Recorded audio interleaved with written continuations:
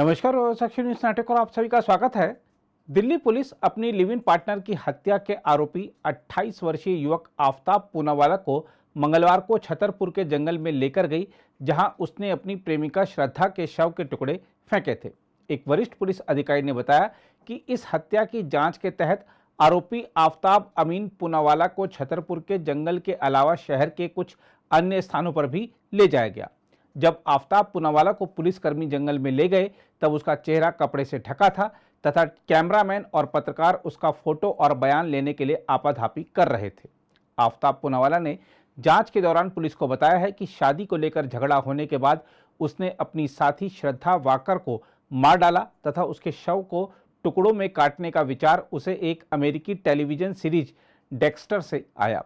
Police ने बताया कि आरोपी ने शव के टुकड़ों को रखने के लिए एक फ्रिज खरीदा तथा वह इन टुकड़ों को फेंकने के लिए आधी रात को निकलता था।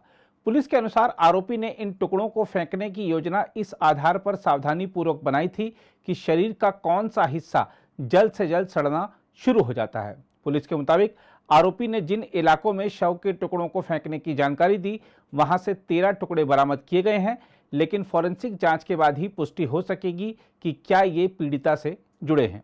इस बीच दिल्ली पुलिस के सूत्रों ने कहा है कि श्रद्धा के शरीर के अंगों को काटने के लिए केवल एक हथियार का इस्तेमाल किया गया था। आफताब ने शरीर के अंगों को काटने के लिए एक मिनी आरी का इस्तेमाल किया था, जो कि अभी तक बरामद नहीं हुई है। दिल्ली पुलिस सूत्रों का कहना है कि आफताब पूनावाला और श्रद्धा वाकर के एक कॉमन फ्रेंड को पूछताछ के लिए बुलाया गया है। यह वह दोस्त है जिसने श्रद्धा के पिता को उसके संपर्क टूटने के बारे में सूचित किया था। इस बीच इस प्रकार की भी खबरें हैं कि पुलिस ने एक डेटिंग ऐप को भी पत्र लिखकर आफताब के बारे में जानकारी मांगी है, क्योंकि इस तरह की बात सामने आ रही है कि उस डेटिंग ऐप के जरिए आफताब ने एक अन्य लड़की से भी दोस्ती की थी, जो कि उसके महरौली स्थित घर पर आती थी। हैरानी की बात यह है कि जब वह उस लड़की के साथ घर पर गुलछर्रे उड़ाया करता था, तब लड़की को यह भनक नहीं होती थी कि घर में रखे फ्रिज में किसी के शरीर के टुकड़े रखे हुए हैं। उधर श्रद्धा के पिता ने समाचार एजेंसी एएनआई से कहा है कि मैं कभी भी आफताब के संपर्क में नहीं था। उन्होंने कहा, मैंने वसई में पहली शिकायत दर्ज कराई थी। श्रद्धा के पिता विकास वॉकर ने कहा कि हम आफताब के लिए मौत की सजा की मांग करते हैं। उन्होंने कहा कि मुझे भरोसा है कि दिल्ली पुलिस की जांच सही दिशा में आगे बढ़ रही है। उन्होंने यह भी जानकारी दी कि श्रद्धा अपने चाचा के करीब थी और उनसे ज़्यादा बात नहीं करती थी, यानी अपने पिता से ज़्यादा बात नहीं करती थी।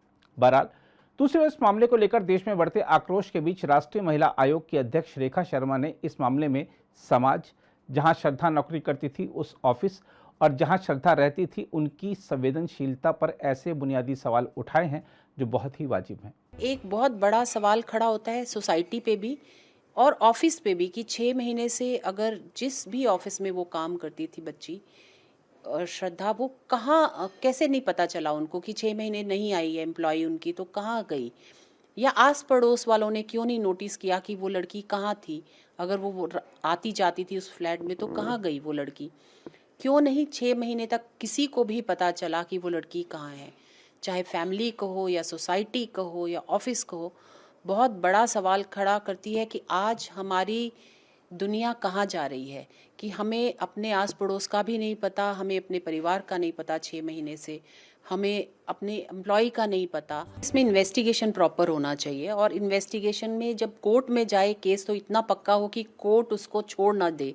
पिछले कुछ दिनों में हमने देखा है कि कोर्ट ने बिकॉज ऑफ इन्वेस्टिगेशन की जो कमियां थी उसके कारण ऐसे जुर्मों में भी छोड़ा कि जो बहुत भयानक जुर्म थे, और उसमें भी छोड़ा क्योंकि इन्वेस्टिगेशन प्रॉपर नहीं था या विटनेस नहीं थे या फॉरेंसिक रिपोर्ट प्रॉपर नहीं थी। तो ये सारा जो जिम्मेवारी है इन्वेस्टिगेशन की होती है और आईओ की होती है।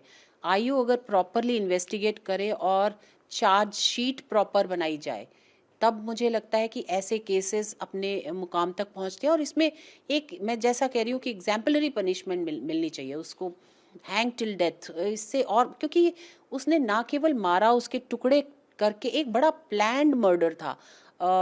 इसीलिए वो चालाक भी है इंसान, पहले मानने को भी तैयार नहीं हो रहा था कि ऐसा किया है उसने। तो मुझे लगता है इसमें इन्वेस्टिगेशन ऑफिसर और पुलिस की बहुत बड़ी जिम्मेवारी है। वहीं केंद्रीय मंत्री गिरिराज सिंह ने कहा है कि लाखों श्रद्धाओं की शहादत हो चुकी है। उन्होंने कहा कि भारत में गैर मुस्लिम लड़कियों को अपने प्यार में फंसाकर उससे धर्म परिवर्तन करवाना और ना करने पर यही हालत होती है जो श्रद्धा की हुई है। ये जघन्य अपराध है, इसके खिलाफ हमें सचेत होने की जरूरत है। देखिए, देश का दुर्भाग्य है जब दिल्ली के अंदर कोई गैर मुस्लिम, हिंदू हो या कोई और, अगर किसी से प्रेम विवाह करता हो तो उस लड़के को टुकड़े टुकड़े में परिवर्तित कर दिया जाता है। लेकिन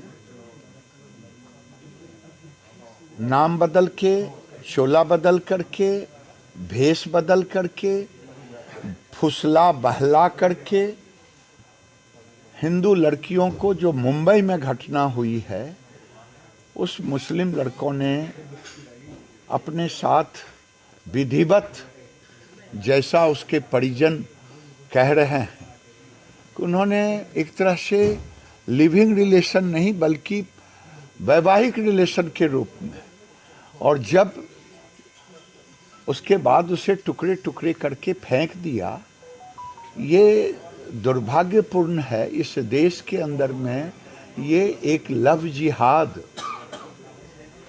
एक तरह से मिशन चल गया है मुस्लिम का, लव जिहाद, लोगों को ठगना, हिंदू लड़कियों को बहला फुसला करके अपने साथ जोड़ना और जोड़ करके और फिर उसे इस ढंग से या तो छोड़ देना या मौत के घाट उतार देना, ये दुर्भाग्यपूर्ण है। अगर आप भी लेना चाहते हैं देश दुनिया की तमाम जानकारी तो आज ही सब्सक्राइब करें हमारे चैनल को। साथ ही नीचे दिए बेल आइकन को जरूर दबाएं ताकि हर अपडेट आप तक पहुंच सके।